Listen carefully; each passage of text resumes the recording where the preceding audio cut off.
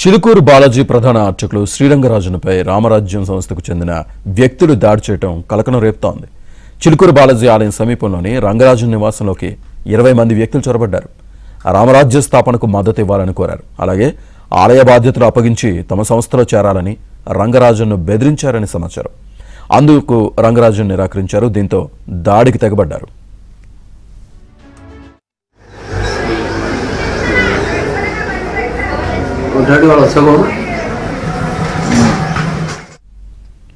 దాడి ఘటనపై చిలుకూరు బాలాజీ ఆలయ managing committee chairman MV Soundararajan పోలీసులకు ఫిర్యాదు చేశారు.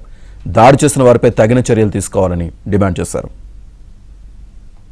తెలియని నటవిట శూద్రుల వనితలు ఏమీ తెలియదండి అయ్యా.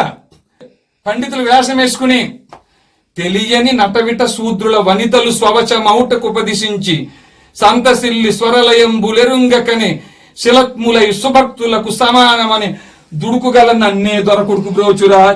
స్వరం తెలియదు. స్వరం తెలుసా? లయ తెలుసా? ఇక్ష్వాకు వంశీయులు ఏ గోత్రం ఉన్నారో తెలియదు. క్షాత్రం కలిగిన వారు మీ పరిధిలో ఎంతమంది ఉన్నారో తెలియదు. బలుకు అహంకారం ఒకటే. ఈ అర్చక పురోహితులు మీ పని ఇది.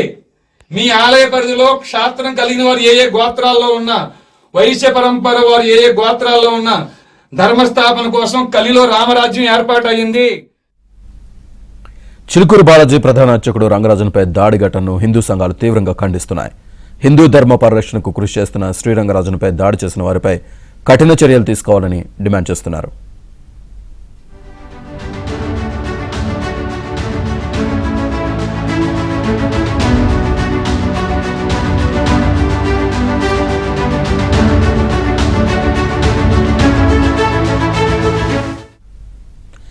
దేశవ్యాప్తంగా ఎంతో ప్రాచుర్యం పొందిన శ్రీరంగరాజన్పై దాడి ఘటనను గోప్యంగా ఉంచడంపై అనుమానాలు వ్యక్తమవుతున్నాయి.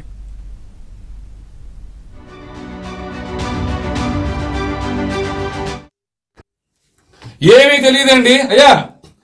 పండితులు వేషం వేసుకుని తెలియని నటవిట శూద్రుల వనితలు స్వవచమౌటకు ఉపదిశించి సంతసిల్లి స్వరలయంబులెరుంగకని శిలత్ములై సుభక్తులకు సమానమని దుడుకుగల నన్నే దొరకుడుకు బ్రోచురా.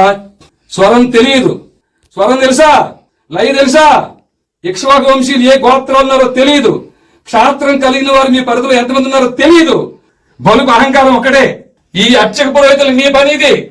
మీ ఆలయ పరిధిలో క్షాత్రం కలిగిన వారు ఏ గోత్రాల్లో ఉన్నా, వైశ్య పరంపర వారు ఏ గోత్రాల్లో ఉన్నా ధర్మస్థాపన కోసం కలిలో రామరాజ్యం ఏర్పాటు అయింది.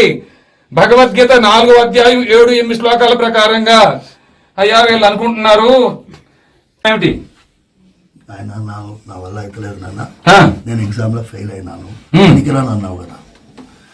పనికిరాను చెప్పింది వింటూ నేర్చుకో. ఇలా చూడు, అవకాశం ఇస్తున్నా, ఉగాది వరకు సమయం ఇస్తున్నా నీకు. రామరాజ్ ఉన్న అంతా పక్కన పెట్టు, రామరాజ్య స్థాపన కోసం పనిచేయి.